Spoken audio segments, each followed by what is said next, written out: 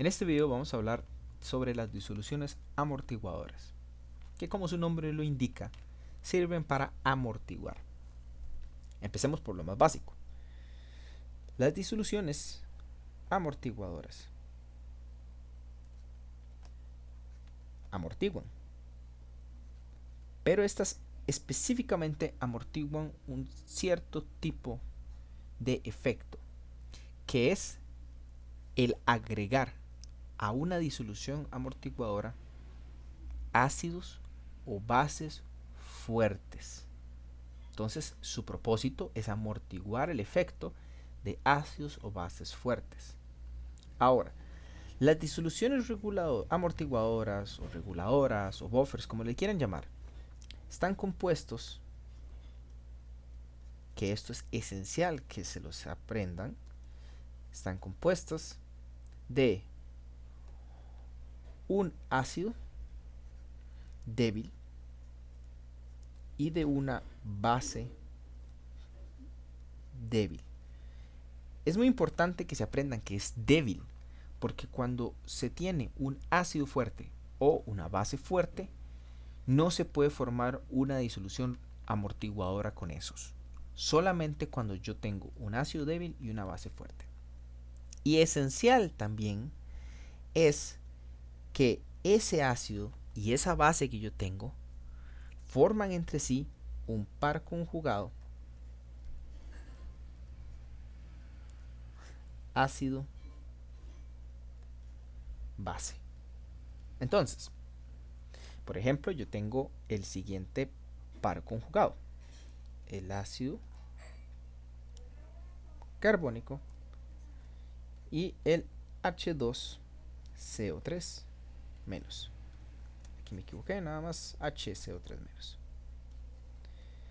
Aquí podemos ver que estamos hablando de un ácido y una base y que es un par conjugado. ¿Cómo sabía yo que era un par conjugado? Cuando tengo la diferencia de un protón entre cada uno. Aquí tengo dos y aquí tengo uno. Entonces es un par conjugado, primero que todo. Y segundo que todo, es un ácido débil y es una base débil. Entonces este par conjugado me sirve para formar una disolución amortiguadora. Caso contrario, por ejemplo, que si yo tuviera el ácido clorhídrico y el ion cloruro. Sí es un par conjugado, ácido-base, pero el ácido que tengo acá, el ácido clorhídrico, es un ácido fuerte, entonces no me sirve para formar una disolución amortiguadora. Comúnmente en los ejercicios, el par conjugado no se lo presentarían así, sino que aquel que sea un ion lo van a acompañar de algún catión o algún anión, simplemente por formalidad. Por ejemplo, en un examen aparecería el par conjugado de la siguiente manera: este catión que está aquí, que es el calcio, simplemente se ignora. Lo importante es observar que tengo una base, que es el conjugado de este ácido, y que ambos sean débiles. Hay ciertos aspectos que necesitan tener en cuenta a la hora de trabajar con disoluciones amortiguadoras, además del hecho que se trate de un par conjugado ácido-base débiles. Y este hace referencia específicamente a una fórmula que se llama la capacidad reguladora. Esa capacidad reguladora es una fórmula que dice lo siguiente: el pH de la disolución reguladora es igual a la pKa de ese par conjugado más el logaritmo de base 10 de lo que hay de concentración de base dividido entre la concentración de lo que hay del ácido conjugado. Simple y sencillamente es esa fórmula. Hay otra fórmula que es como su contraparte en el caso de que no queremos estudiar el pH, sino más bien el pOH, que esta es la pKb más el logaritmo de la concentración de lo que hay del ácido conjugado entre la base conjugada. Pero esta fórmula muy difícilmente se la van a llegar a topar o la van a llegar a necesitar, pero la pongo para que la conozcan. No la voy a seguir analizando en el resto del video, por lo que la voy a borrar. Concentremos específicamente en la fórmula de la capacidad reguladora. Para poder estudiar esta fórmula es esencial que recordemos cómo es que trabaja una función logarítmica, porque muchas preguntas van enfocadas a simplemente entender de forma matemática el comportamiento de la función. Recordemos que esta función se mueve más o menos así y su valor evaluado en 1 me da a mí 0. O sea, dicho de otra forma, el logaritmo de 1 es 0. Siempre que yo tenga un valor menor que 1, o dicho de otra manera, entre 0 y 1, el logaritmo a mí me va a dar un valor negativo. Mientras que si yo evalúo un valor por encima de 1, el logaritmo me va a dar un valor positivo. Eso es esencial conocerlo. ¿Por qué? Resulta que hay un escenario en el que la concentración de la base conjugada es igual a la concentración del ácido conjugado.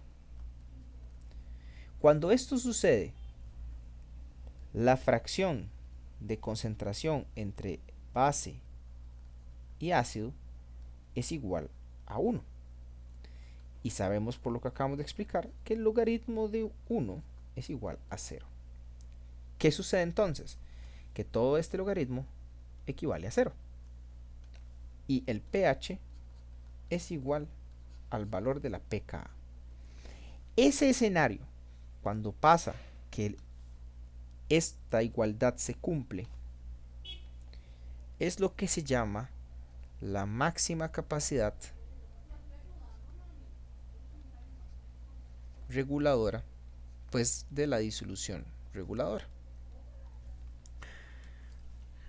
Entonces, esto es una pregunta muy típica en los exámenes. El valor del pH en una disolución reguladora es simplemente el valor de pH que la disolución va a intentar mantener constante. ¿Qué quiere decir? Que si mi disolución reguladora tiene un pH de, pongamos un número, 4, cuando yo agregue un ácido o una base fuerte, el valor del pH de la disolución no va a pasar de 4. Si la disolución reguladora tiene un pH de 9.25, sin importar lo que yo agregue de ácido o base fuerte, el pH debe mantenerse en 9.25. Ahora, las disoluciones reguladoras no son todopoderosas. Si yo agrego una excesiva cantidad de ácido o base fuerte, el pH va a cambiar.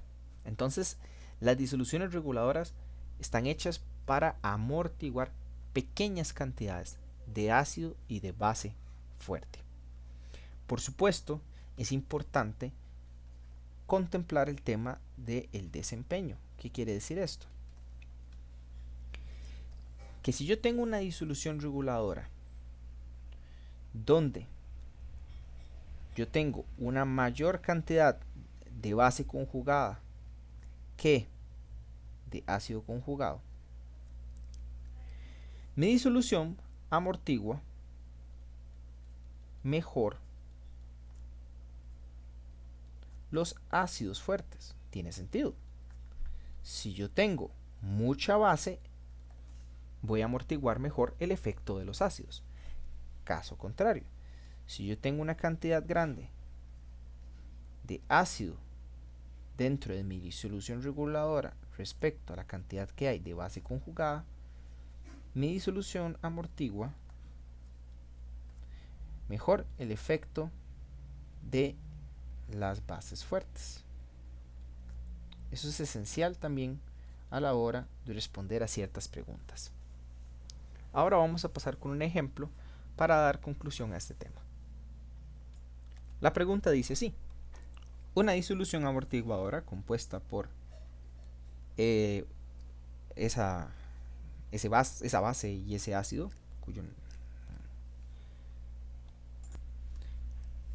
el ejercicio dice, una disolución amortiguadora compuesta por metilamina y cloruro de metilamonio tiene un pH de 9.85 a 25 grados Celsius. ¿Cuál de las siguientes opciones es correcta? Que la concentración de metilamina es mayor al ion metilamonio, que la concentración de metilamina es menor, o que ambas concentraciones son iguales. O pues puede existir que no hay información suficiente para comparar las concentraciones de ácido y base. Para esto necesitamos básicamente encontrar cuál combinación de concentración a mí me ofrece una disolución amortiguadora que mantenga el pH de la disolución constante en 9.85. Vamos a iniciar estableciendo como un punto de referencia que será alrededor de la máxima capacidad reguladora. Sabemos que eso ocurre cuando la concentración que hay de la base conjugada es igual a la concentración que hay del ácido conjugado, que es el caso C. Entonces, buscamos el valor de la Ka en las tablas de la metilamina. Esta es igual a 2.3 por 10 a la menos 11.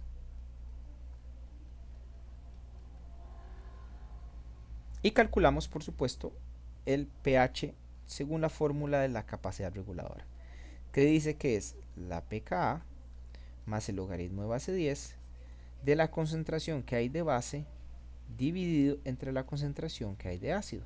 Ahora, estamos calculando máxima capacidad, por lo que sabemos que este logaritmo va a ir a 0, por lo que nuestra fórmula se simplifica a que el pH es igual a la pKa. Aplicando la fórmula de la pKa, decimos que es el menos logaritmo de 2.3 por 10 a la menos 11. Y esto nos dará que la máxima capacidad reguladora es 10.64. Por supuesto, con esto sabemos que la opción C no puede ser la correcta, porque cuando las concentraciones son iguales, nuestro pH es de 10.64 y nos están indicando que ocupamos un pH de 9.85. Entonces, puede ser que la opción correcta sea cuando es mayor o cuando es menor. Para saber eso, vamos a analizar la fórmula de la capacidad reguladora junto con la ecuación, o bueno, la función logarítmica. Vamos a poner dos escenarios. Decimos el pH es igual a la pKa más el logaritmo de lo que hay de base entre ácido. Y por acá también.